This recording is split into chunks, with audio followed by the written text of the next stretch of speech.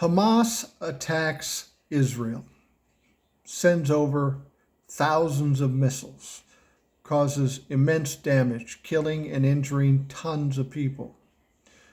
So then Israel retaliates and does the same thing, and they say, this is a war. This is a war that could go on for a long time. Well, that's not news we need to hear. But I have a question about it. Why did this happen now?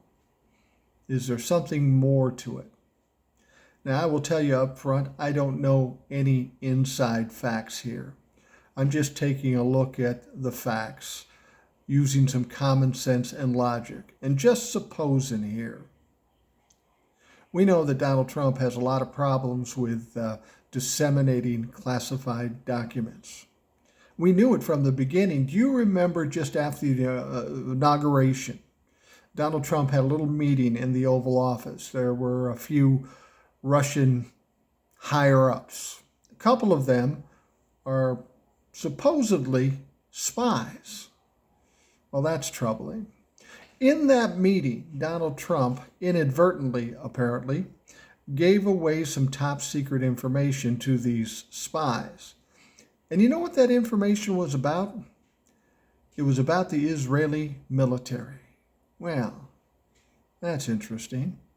You're probably saying to yourself, what does that have to do with Hamas? I don't know that it has anything to do with it, but consider this, something to think about. Why would Hamas do that, knowing that Israeli is a very strong military force? Why would they do that? You have to think that they might be emboldened by something. And what might that something be? How about the Russians? We know they have some military information on Israel given to them by Donald Trump like fucking hors d'oeuvres. Yes, it was in 2017, but nothing ever happens that quickly. Why would Russia want to do that? Maybe encourage Hamas or support them covertly into attacking Israel. Well, Vladimir Putin's having a lot of problems in Ukraine with their war. Would this not be a great distraction? Take some of the heat off of Vladimir Putin and the Russians? I mean, what's going on in Israel and Gaza is a big deal to us. We have to be involved into it to a certain extent.